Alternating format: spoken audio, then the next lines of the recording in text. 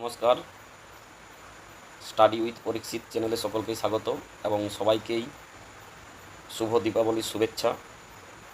চলুন আজকের ক্লাসে আমরা আপার প্রাইমারি সিডিপি থেকে বা চাইল্ড ডেভেলপমেন্ট ও পেডাগজি থেকে বেশ কিছু গুরুত্বপূর্ণ প্রশ্ন নিয়ে আলোচনা করব। আপনারা প্রথম থেকে শেষ পর্যন্ত ক্লাসটি দেখবেন, আশা করি ভালো লাগবে। চলুন দেখে নেওয়া যাক আজকের প্রথম প্রশ্ন। শিশুদের আচরণ পরিবর্তনের জন্য সবচেয়ে কার্যকর পদ্ধতি কী? ভয় দেখানো, ইতিবাচক উৎসাহ দেওয়া, কঠোর শাস্তি, উপেক্ষা করা। শিশুদের আচরণ পরিবর্তনের জন্য সবচেয়ে কার্যকর পদ্ধতি যেটি, সেটি হচ্ছে ইতিবাচক উৎসাহ দেওয়া। ভয় দেখানো হবে না, ভয় দেখালে শিশুদের আচরণের কোনো পরিবর্তন হবে না। শাস্তি তো দেওয়াই চলবে না শিশুদেরকে, ঠিক আছে। উপেক্ষা করা এটা তো একদমই হবে না, তাহলে সঠিক উত্তর হবে অপশান নাম্বার বি, ইতিবাচক উৎসাহ দিতে হবে শিশুদেরকে, তবেই তাদের আচরণের পরিবর্তন হবে। নেক্সট কোয়েশ্চেন, শিশুর বিকাশ কি? শিশুর বিকাশ বলতে বোঝায় শুধু শারীরিক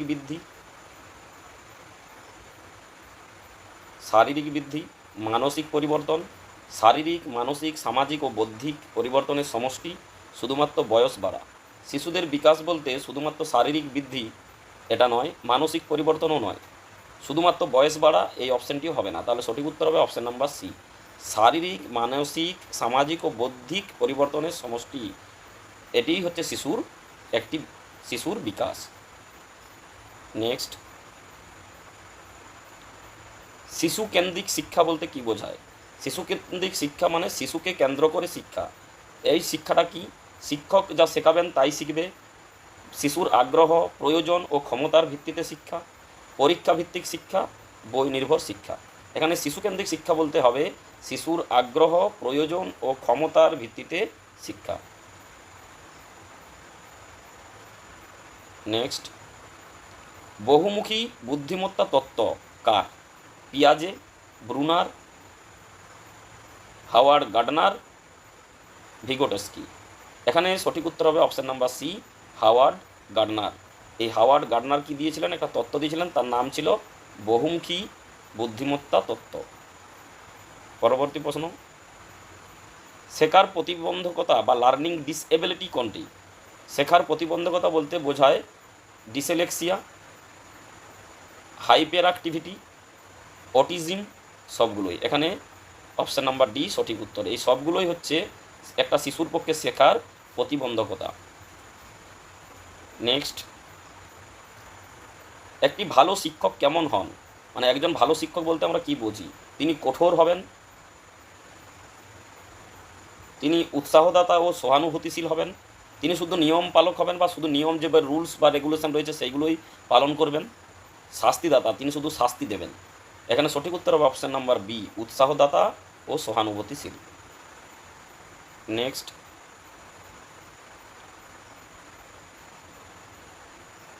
পিয়াজে মূলত কী নিয়ে গবেষণা করেছেন? নৈতিক বিকাশ, বুদ্ধিভিত্তিক বিকাশ বা কগনিটিভ ডেভেলপমেন্ট, আবেগীয় বিকাশ, সামাজিক বিকাশ। এখানে সঠিক উত্তর হবে অপশান নাম্বার বি, বুদ্ধিভিত্তিক বিকাশ। নেক্সট, শ্রেণীকক্ষে শৃঙ্খলা রক্ষা করার সর্বোত্তম উপায় কী? একটা শ্রেণীকক্ষে কী হচ্ছে, শৃঙ্খলা বজায় রাখতে হবে। সেই শৃঙ্খলাটা বজায় রাখতে গেলে সবচেয়ে ভালো উপায় যেটি, সেটি কী হবে? শাস্তি দেওয়া, ভয় দেখানো, শিক্ষার্থীদের আগ্রহ তৈরি করা, উপেক্ষা করা। শাস্তি দেওয়া এটা তো একদমই নয়, শাস্তি দেওয়া চলবে না, ভয় দেখানোও যাবে না, উপেক্ষা করাও যাবে না। তাহলে সঠিক উত্তর হবে অপশান নাম্বার সি, শিক্ষার্থীদের আগ্রহ তৈরি করা। শিক্ষার্থীদের নতুন নতুন পাঠ্য বিষয় সম্পর্কে আগ্রহ তৈরি করতে হবে, নতুন নতুন ধারণা দিতে হবে, যাতে তাহারা কী করে ক্লাসের মধ্যে নিজেদের ইন্টারেক্ট করতে পারে, খুব আগ্রহ দেখাতে পারে। সেই জন্যে তাহলে কী হবে, ক্লাসরুমের শৃঙ্খলাটা ভালো থাকবে, সেখানে কোনো ডিস্টার্ব হবে না। নেক্সট, শেখার ফলাফল যাচাইয়ের মূল উদ্দেশ্য কী? নম্বর দেওয়া, শিক্ষকের পারফরমেন্স দেখা, শিক্ষার্থীর অগ্রগতি নির্ধারণ করা, পরীক্ষার রেকর্ড রাখা। এখানে সঠিক উত্তর হবে অপশান নাম্বার সি। একটা শিশু শিখছে বা শিখছে না, তার ফলাফল যাচাই করতে গেলে সবথেকে ভালো উপায় যেটা হচ্ছে বা উদ্দেশ্য হচ্ছে শিক্ষার্থীর অগ্রগতি নির্ধারণ করতে হবে। নেক্সট, এটি খুব গুরুত্বপূর্ণ প্রশ্ন, ইনক্লুসিভ এডুকেশন বলতে কি বোঝায়? মেধাবী শিক্ষার্থীদের জন্য শিক্ষা, শুধু প্রতিবন্ধী শিক্ষার্থীদের জন্য শিক্ষা, সব ধরনের শিক্ষার্থীদের জন্য সমান সুযোগের শিক্ষা, বিশেষ স্কুলের শিক্ষা। ইনক্লুসিভ এডুকেশন বলতে বোঝায় সব ধরনের শিক্ষার্থীদের জন্য সমান সুযোগের শিক্ষা। নেক্সট, শেখা কী ধরনের প্রক্রিয়া? লার্নিং কী ধরনের প্রক্রিয়া? স্থায়ী পরিবর্তনের প্রক্রিয়া, সাময়িক পরিবর্তন, জন্মগত আচরণ, শারীরিক বৃদ্ধি। শেখা বলতে শুধুমাত্র সাময়িক পরিবর্তন নয়, জন্মগত আচরণও নয়, শারীরিক বৃদ্ধি এটিও নয়। তাহলে কী হবে? অপশান নাম্বার এ সঠিক উত্তর। শেখা মানে কি? স্থায়ী পরিবর্তনের প্রক্রিয়া। নেক্সট, শিশুর বিকাশ কেমন প্রক্রিয়া? একটা যে শিশুর বিকাশ বা বলা হয় চাইল্ড ডেভেলপমেন্ট, এই প্রক্রিয়াটা কীরকম? এটা আকস্মিক, আকস্মিক মানে হঠাৎ করে হয়ে যাবে, ধারাবাহিক ও ক্রমান্বয়ে ঘটে, ধীরে ধীরে ক্রমে ক্রমে ঘটতে থাকে, একেবারেই সম্পূর্ণ হয় মানে একবারেই সম্পূর্ণ হয়ে যায়, অনিয়মিত। এখানে সঠিক উত্তর হবে অপশান নাম্বার বি, ধারাবাহিক ও ক্রমান্বয়ে ঘটবে। একটি শিশু কী করবে? ধীরে ধীরে শিখতে থাকবে, ধীরে ধীরে ক্রমান্বয়ে শিখতে থাকবে। কারিকুলাম বলতে কি বোঝায়? কারিকুলাম বলতে বই বোঝায়, শিক্ষক বোঝায়, শিক্ষার সমগ্র পরিকল্পনা ও কার্যক্রম বোঝায়, প্রশ্নপত্রকে বোঝায়। কারিকুলাম বলতে অ্যাকচুয়ালি কারিকুলামকে পাঠ্যক্রম বলা হয়।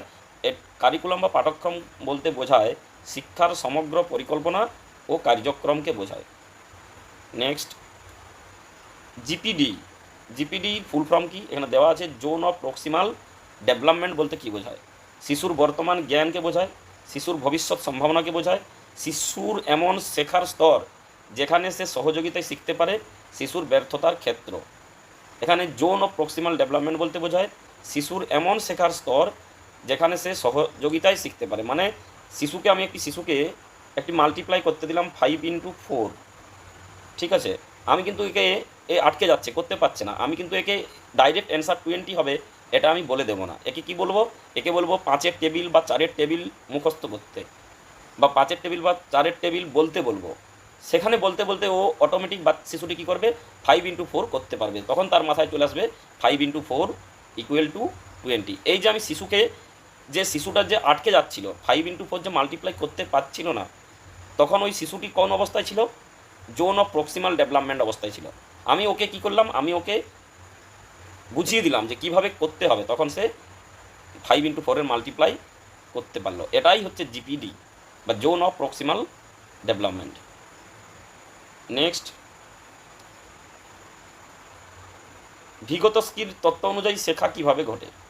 একাকী অভিজ্ঞতার মাধ্যমে, সামাজিক পারস্পরিক ক্রিয়ার মাধ্যমে, শুধুমাত্র শিক্ষক নির্ভর পুরস্কারের মাধ্যমে।